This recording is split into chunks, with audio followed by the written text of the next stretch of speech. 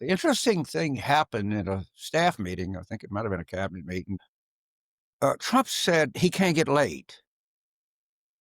I think he said, we got to find Russell some pussy.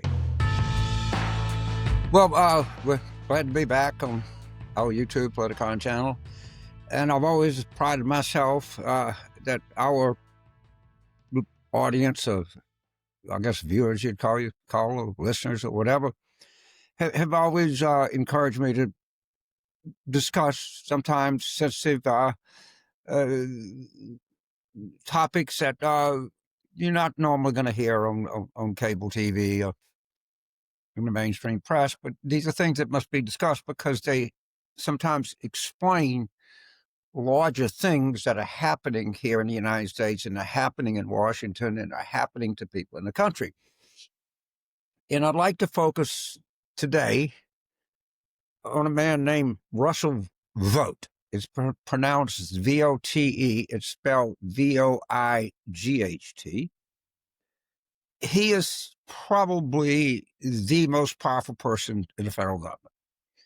Maybe I think he's more powerful than Trump because Trump don't know whether to wind his ass or scratch his watch. Okay, he's stupid and fat and blabbering and breaking out with every kind of his ankles as big as his hand. He's got splotches all over his body, and Vought is man that I have to be I want to be very careful here. Who Senator Mike Lee of Utah, who he's a very sad case. His father was a gentleman by the name of Rex Lee. He was Utah, he was a big Mormon, big Republican, but was a man of ability and integrity. Mike Lee possesses none of this, but he said that when Russell Vought, now this is, I'm talking about the most popular, most powerful person in the government of the United States of America, who is responsible for untold misery of hardworking, decent, patriotic federal employees. He said when he was pre-pubescent, I think it means like he was 11 years old, that he was fascinated with tormenting people, that he liked to, usually, about that age, you're looking at underwear ads and some, Victoria's Secret, and your awareness is starting to vote. What really turned this guy on as a youngster was tormenting people. In other words, enjoying other people in agony and pain. I think there's a German word for it. I think it's called like Schadenfreude. I think it means like he's a guy that takes real pleasure in the pain of other people. I'm sure he's a great Christian because that's one thing we know about Jesus. He hated poor people and he hated marginalized people and people that had disfigurement or people who were blind, or I guess as NPR would say, visually challenged. But at any rate, and so now just has become the most powerful person in the United States government. But the interesting thing happened at a staff meeting. I think it might have been a cabinet meeting. We're going to post the link to it. Trump said he can't get laid. I think he said, we got to find Russell some pussy. Now, this is challenging, okay, because I think the man may be suffering from something that we used to call in South Louisiana DSB, dreaded semen blockage. So I generally do not believe in help, not one of these people that come in and it's our obligation to help them because they're trying to destroy the country. I have no idea why I'm expected to help some people that are trying to destroy the country. But in this instance, maybe we can offer some counsel. Well, the first thing is there's no anti-Trump female that's going to get within 100 miles of this guy, or we're going to post his picture and you can see why. But I'm trying to think out loud here how we can help get Russell Vought some pussy, because apparently that Trump thinks is an issue with him. He might be a little less crabby. I don't know. And so I'm trying to think of some names here. Of course, first name that comes to mind is Congressman Lauren Boebert of Colorado. We know that she's predisposed to this kind of thing because we know that she was, let's say, downshifting a man's stick shift in the middle of a concert in Denver. So I don't think that she would at all. Well, I think she'd be glad to answer a call to help Russ. Kimberly Guilfoyle, who's the current ambassador to Greece, is the former girlfriend of Don Jr. God, can you imagine? Who offered to do lap dances for campaign contributions. I think she is of sufficient moral stock that if she were called on to leave her post in Athens to come home and help Russell out, she might be predisposed to do it. Congresswoman Nancy Mace, who bragged at the National Prayer Breakfast about she couldn't get out of bed because, well, she was engaged in certain activities and she was late. I don't know. Maybe she would. It seems to me that Pam Bondi, Lindsay Halligan would probably answer the call of duty. I'm not casting aspersions on anybody. I'm just giving you a list of names. Maybe if Trump could call them and try to help Russ out. Now, Russ had a traumatic. He was married to a very, very, very, very moral man. I mean, he's big into morality, and he married a very moral woman. And according to a story you can read on Substack by a very experienced, very credible journalist by the name of Nina Burleigh, Mrs. Vought, or whatever the fuck her name was,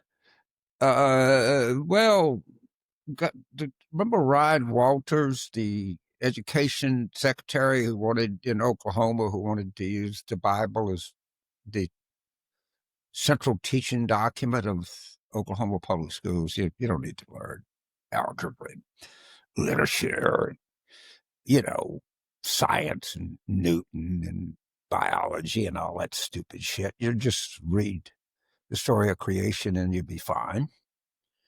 And he was the education secretary. He is no longer the education secretary because they had a meeting in his office, and apparently the gentleman forgot to turn his computer off, and there was something like YouPorn on there. It's probably some 18-year-old stepmother got her hand stuck in the furniture, and the 18-year-old son was assisting her. I have no idea what it was.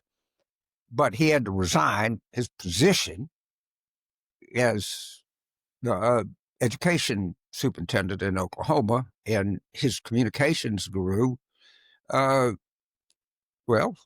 off a little, not dalliance, whatever, with Mrs. Vought, and Mr. and Mrs. Vought are no longer. I suspect that Russ's confidence is probably at an all-time low, so maybe Trump wants to see, again, I've given just some ideas. I don't know, not suggesting to you, but I think if you spread your net wide enough, you probably would come up with something that could help old Russ out. And we might be able to relieve his dreaded semen blockage. We're charitable people. Maybe want him to do it. I don't know. But these are the kinds of things that are going on in our nation's capital, inside the White House. I'm just covering what it is. Unfortunately, no one wants to cover that we have a person laying off tens of thousands of dedicated employees, and he can't get a girl. So maybe I'm doing my patriotic duty and trying to help these people along. I guess he's supervising the desecration of the White House. I do have one question about this. Are these workers, are they being vetted? Because if I'm G or I'm Putin, or I'm Netanyahu, or anybody else, I would maybe have somebody working on that job. You never know what they could pick up or what they could find, or could they be placing listening devices in there?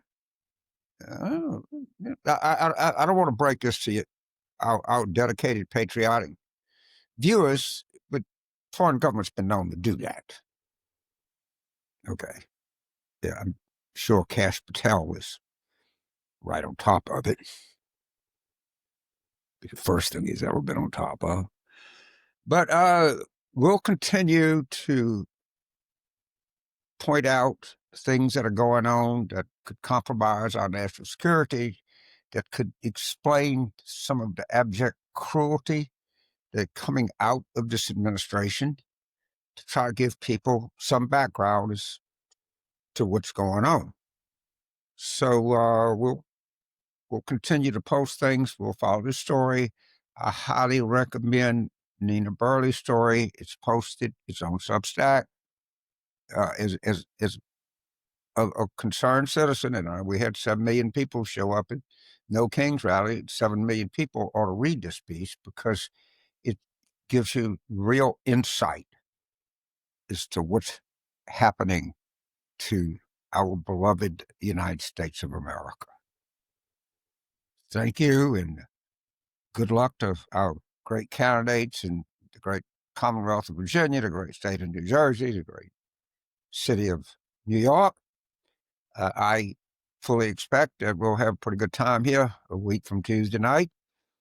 And I'm certainly going to be commenting on it and what it means. But like anybody else, I'll just wait out the total judgment until I see what I hope to be some encouraging comments.